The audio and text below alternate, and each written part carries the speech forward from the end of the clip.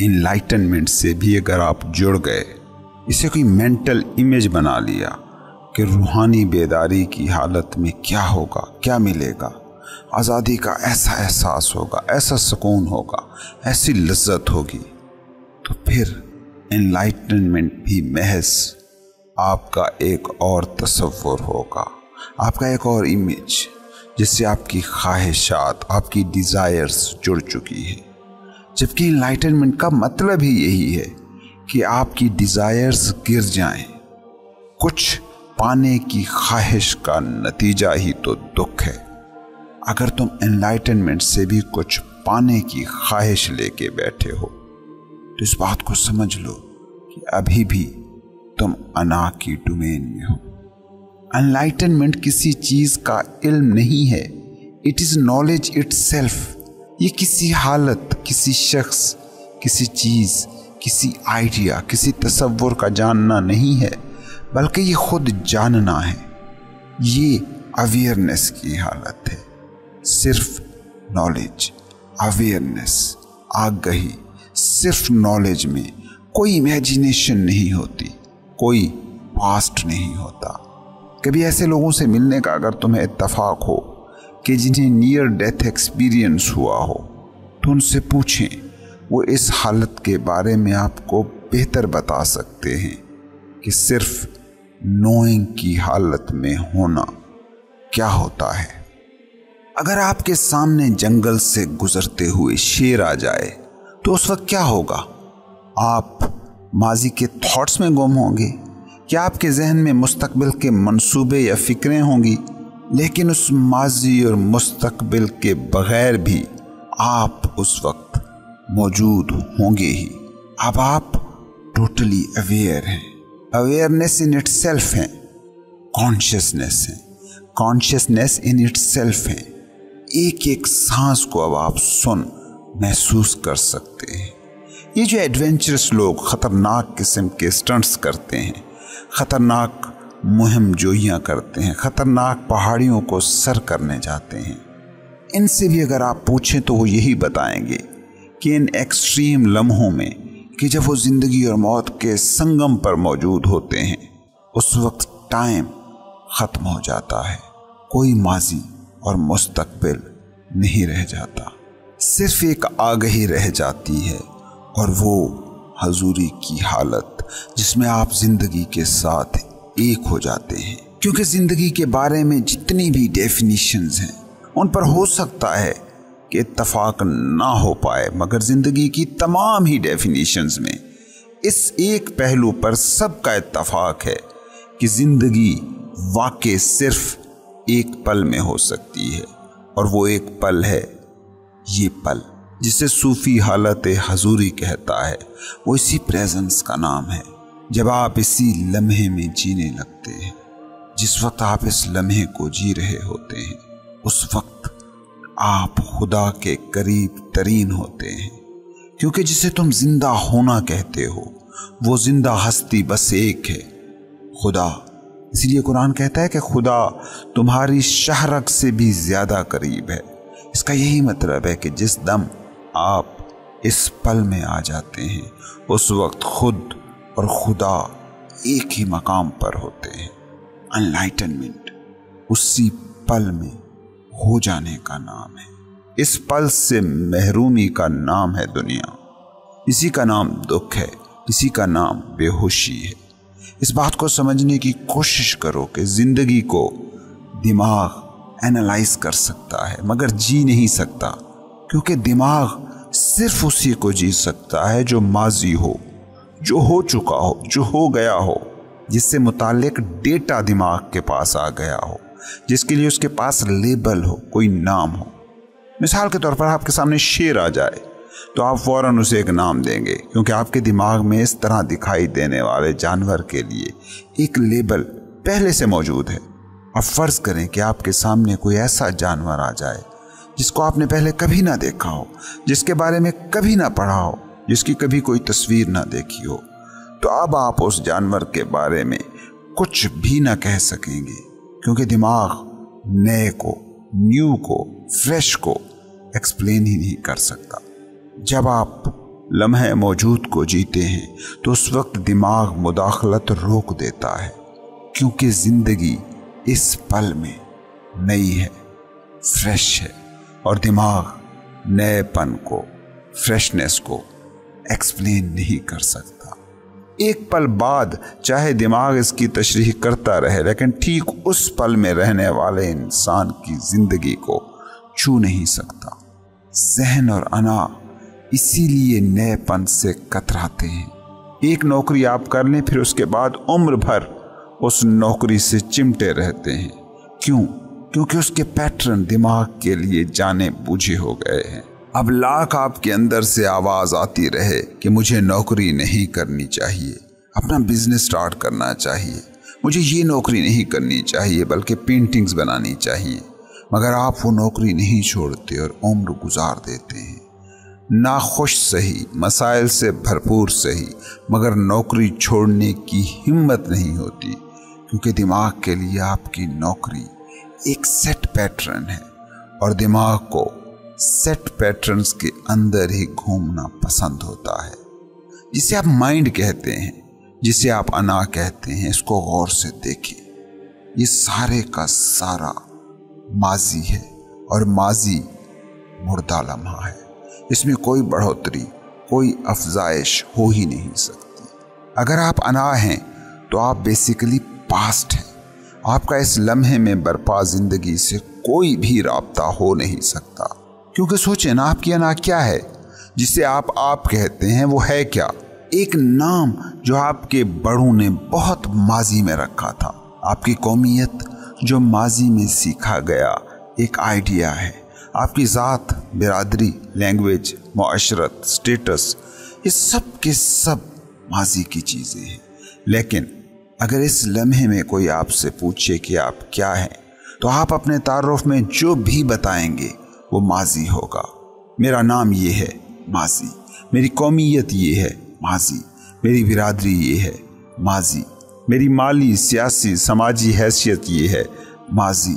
मैं पेशे से ये हूँ, माजी। जो भी कुछ आप बताते हैं वो माजी है। आप एक लम्हे के लिए सोचें कि इस लम्हे में जो जिंदगी बर्पा हो रही है उसका आपके माजी से क्या लेना देना है। इस लम्हे नेचर ने जो सांस ली है और जिसका तबादला उसने आपसे किया है, क्या नेचर को कुछ भी आपके माजी से दिलचस्पी हो सकती है? नेचर को आपके गुजरे माजी से जरा भर दिलचस्पी नहीं है। जिंदगी को आपके गुजरे माजी से जरा सी भी दिलचस्पी नहीं है। यहाँ ये भी समझना ज़रूरी है कि मुस्तकबिल जिसे आप कहते हैं वो भी माजी ही की कंटिन्यूएशन है। आप अमूमन इस पल के बाद के वक्त को मुस्तकबिल कह देते हैं, लेकिन जो आपका मफरूज़ा मुस्तकबिल है उसका ताल्लुक़ इस पल से नहीं है, बल्कि आपके गुजरे माजी और उस माजी से आपकी आइडेंटिफिकेशन से है। आपने माजी में एक वाक़े को खुशी करार दिया, अब मुस्तकबिल में उस वाक़े को दोहराने के ख्वाब देख रहे हैं। आपने माजी में एक वाक़े को पेनफुल करार दिया और मुस्तकबिल में उससे बचने के मंसूबे बना रहे हैं। माजी और मुस्तकबिल एक दूसरे के तकमीली अज्जा हैं। लम्हे मौजूद का इन दोनों से कोई ताल्लुक़ नहीं है और इसी पल से जुड़ जाने का नाम है इनलाइटनमेंट, क्योंकि इस पल को आप न बतौर जिस्म जीते हैं न बतौर दिमाग। इस पल में सिर्फ आप नोइंग रह जाते हैं, सिर्फ अवेयरनेस, प्योर कॉन्शियसनेस। इस पल में आप जिंदगी की स्लेट पर हो रहा कोई वाक़या नहीं रह जाते, बल्कि खुद वो स्लेट होते हैं जिस पर जिंदगी अपनी दास्तान लिख रही है। आप जो सारा दिन कहानियां जीते हैं, जिसे आप माई स्टोरी कहते हैं, उसका इस कहानी से कोई भी ताल्लुक नहीं जो जिंदगी आपको सुना रही है। माई स्टोरी क्या है? मैं इस घर में पैदा हुआ, ये मुझ पर बीता और इस बीते की वजह से मैं ये हूँ जो मैं हूँ। यही अना है। वो आपकी ज़िंदगी के उन सारे वाक़यात को अपने साथ लेकर चलती है जो दुख भरे हों, जिनमें तकब्बुर, रौनक जैसे अंसर हों। मैंने उसे हराया, मैं उससे हारा। अना ये हमेशा याद रखती है, क्योंकि इससे अना को तक़वियत मिलती है, एनर्जी मिलती है। کتنی بار آپ کے ساتھ زندگی میں ایسا ہوتا ہے کہ رات کو تاروں بھرا آسمان دیکھتے ہیں، ایک ایسی فیلنگ آپ پر گزر جاتی ہے جس کی آپ وضاحت نہیں کر پاتے، لیکن آپ کو لگتا ہے جیسے مکمل شانتی، مکمل پیس چھا گیا ہے۔ کسی پھول کو دیکھ کر کئی دفعہ آپ ایسے ہی احساسات سے گزرتے ہیں، لیکن آپ کے دماغ میں آپ کی انا کے لیے ان لمحات کو محفوظ کرنا غیر ضروری ہوتا ہے، کیونکہ ان لمحات میں آپ لمحے موجود میں تھے، اور جس وقت آپ لمحے موجود میں ہوتے ہیں اس وقت انا اپنی کمزور ترین حالت میں ہوتی ہے، اور اسی ولنریبل حالت سے انا چڑھتی ہے۔ خلاصہ بحث یہ کہ انلائٹنمنٹ نام ہے اس پل میں ہونے کا، اور مائنڈ نام ہے ماضی کا۔ اگر آپ مائنڈ کے ساتھ آئیڈینٹیفائیڈ ہیں تو اپنے ہونے کا سارا احساس ماضی سے پا رہے ہیں، اور اگر آپ بینگ سے ایک ہیں تو آپ کا سارا احساس اس لمحے سے جڑا ہے، اور یہی چیز ہے روحانی بیداری، انلائٹنمنٹ۔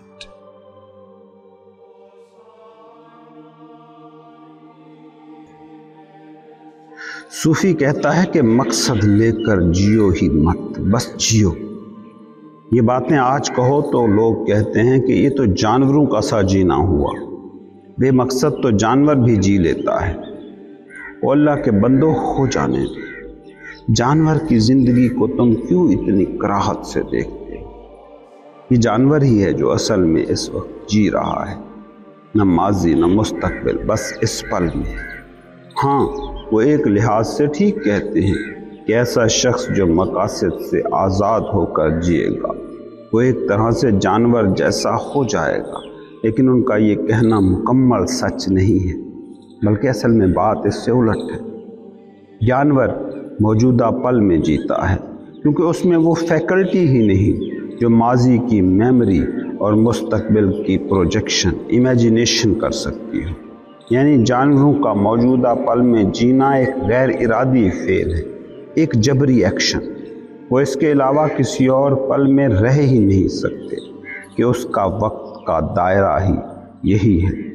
مگر جو شخص یہ جانتا ہو کہ اس کے وقت کا دائرہ لامحدود ہے، جو شخص میموری کا ایک بڑا خزانہ رکھتا ہو، جس کی امیجینیشن مستقبل کی ہر حد کو پھلانگ سکتی ہو، وہ شخص ہے جو جان کر ماضی اور مستقبل کو ترک کرتا ہے، جو یہ جان کر لمحے موجود کو اپنا مسکن بناتا ہے کہ ماضی اور مستقبل کا سراب اسے دھوکہ نہیں دے سکتا، جو اختیار سے فیصلہ کرتا ہے، جو شعور کے نور میں ڈوب کر ماضی اور مستقبل سے خود کو ڈیٹیچ کرتا ہے۔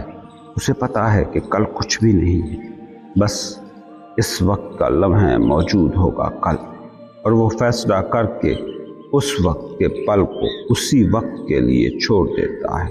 وہ جانتا ہے کہ ماضی کچھ نہیں، بس گزرے وقت کے موجودہ پل تھے جنہیں وہ جیسا بھی مگر جی آیا ہے، اور اب ان سے اس کا کوئی لینا دینا نہیں۔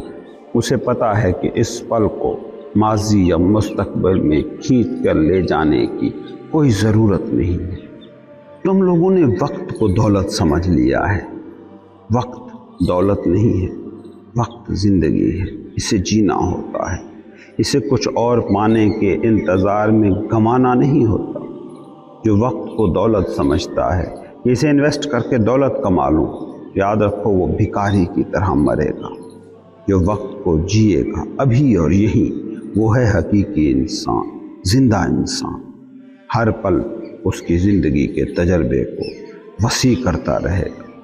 یاد رکھو جو وقت کو کسی مقصد کے پانے کے لیے ایک ٹول سمجھتا ہے وہ زندگی کے ساتھ ہم آہنگ نہیں ہوتا، زندگی کے مقابل ہوتا ہے۔ وہ وقت کے ہمراہ نہیں ہوتا، اس کا پیچھا کرنے والا ہوتا ہے۔ وہ جیتنا چاہتا ہے، اور جیتنے کی چاہ والا ہر شخص ہار کے رہتا ہے، کیونکہ جیتنے کی چاہ بتا رہی ہے کہ جیت مستقبل میں ہے، جیت کل ہی ہو سکتی ہے، ابھی وہ ہارا ہوا ہے۔ اگر انسانی زندگی کو دو بڑی کیٹیگریز میں تقسیم کیا جائے تو زندگی دو طرح کی ہوتی ہے۔ ایک زندگی وہ جس میں انسان یہ سمجھتا ہے کہ وہ زندگی کے اس کھیل کا ہیرو ہے، وہ اس کائنات کا مرکز ہے، یہ ساری اس کے ارد گرد ہی بنی گئی کائنات ہے، اسی کے لیے ہی دنیا تخلیق ہوئی ہے۔ ایسی زندگی جینے والا انسان سمجھتا ہے کہ زندگی اور دنیا کی اصل حقیقت بس وہ ہے اور باقی جو بھی کائنات میں ہے اس کی خدمت کے لیے بنا ہے۔ اس سوچ کو سچ مان کر جینے والا انسان ہی تھا جس نے کبھی انسانوں اور جانوروں کو غلام بنایا تھا، تو آج جو ایٹم کی طاقت سے ایٹم بم بنا رہا ہے۔ جینے کا ایک ڈھنگ تو یہ ہے، جبکہ ایک اور بھی ڈھنگ ہے جو کچھ لوگ جینے کے لیے چنتے ہیں، اور یہ دوسرا ڈھنگ اس پہلی سوچ سے بالکل ہی الٹ ہے، برعکس ہے، جس میں انسان کہتا ہے کہ وہ اس کائنات کا سینٹر نہیں بلکہ کائنات کی حدوں میں موجود ایک جزو ہے، اس کائنات کا آقا نہیں، اس کائنات کا حصہ ہے۔ یہ وہ انسان ہے جو اس کائنات کو حقیقت ازلی سمجھتا ہے اور خود کو اس حقیقت ازلی کا بس ادنا سا ایک خادم۔ یہ دو طرح کی زندگیاں ہیں جن کے بارے میں اگر میں کہوں کہ ایک مذہبی آدمی کی زندگی ہے اور دوسری غیر مذہبی آدمی کی زندگی۔ یہاں یہ وضاحت ضروری ہے کہ مذہبی زندگی سے میری مراد مختلف مذاہب کی رسمیں، لباس، طرز بود و باش نہیں، بلکہ مذہبی زندگی سے میری مراد ہے وہ زندگی جو اس بات سے آگاہ ہو کہ وہ اس ہونے سے کچھ زیادہ ہے، وہ زندگی جو یہ جانتی ہے کہ جسم و ذہن سے ماورا بھی ہمارا کوئی کنیکشن ایسی ہستی سے ہے جو ہم ہے بھی اور ہم سے ماورا بھی ہے۔ مذہبی آدمی میری نظر میں وہ انسان ہے جو قطرہ ہے مگر یہ سمجھتا ہے کہ وہ کسی بڑے سمندر سے بچھڑا وجود ہے۔ غیر مذہبی انسان وہ ہے جو خود کو خدا مان کے جیتا ہے، خود کو اس کائنات کا مرکز سمجھ کر جیتا ہے، ساری کائنات کو اپنا خادم مان کر چلتا ہے۔ اس کی سوچ یہی ہوتی ہے کہ سارا جہان اس کی چراگاہ ہے۔ دوسری طرف حقیقی مذہبی آدمی اس کے برعکس جیتا ہے، وہ ایسے جیتا ہے جیسے وہ ہے ہی نہیں، دنیا ہے وہ نہیں ہے، اس کا ہونا نہ ہونے جیسا ہوتا ہے۔ ان دونوں قسم کی زندگیوں کے گزارنے کے دو مختلف نتیجے ہوتے ہیں۔ دیکھو زمین کو، دیکھو آسمان کو، یہ ابدی ہیں، ہمیشہ سے ہیں، ہمیشہ رہیں گے۔ کیا ہے ان کی ابدیت کا راز؟ ان کی ابدیت کا راز بس اتنا ہے کہ وہ خود کے لیے نہیں جیتے، ان کا ہونا بس اپنے لیے نہیں ہوتا۔ جو جتنا خود کے لیے جیے گا اتنا ہی اس کا جینا تناؤ زدہ، سٹریسڈ ہوگا، بے چین ہوگا، پریشانی سے بھرا ہوگا۔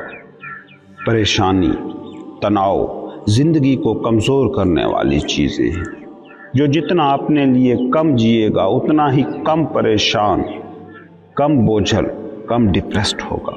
اور جو انسان مقصد بنا کے جی رہا ہے، جو یہ کہہ رہا ہے کہ میری زندگی کا مقصد یہ ہے کہ یہ کر جاؤں، وہ اپنے علاوہ کسی کے لیے کچھ کر ہی نہیں سکتا، وہ دوسروں کے لیے جی ہی نہیں سکتا، چاہے وہ پوری دنیا سے غربت ہی کیوں نہ مٹانے کا مقصد لے کر جی رہا ہو، چاہے وہ کوئی سوشل ورکر ہی کیوں نہ ہو کہ جو دنیا سے کوئی بیماری مٹا دینا چاہتا ہو۔ یہ کام برے نہیں ہیں، اچھے ہیں، بہت ہی اچھے ہیں، مگر جب یہ مقصد بن جائیں تو یہ دوسروں کے لیے ہیں ہی نہیں، یہ پھر تمہارے لیے ہے۔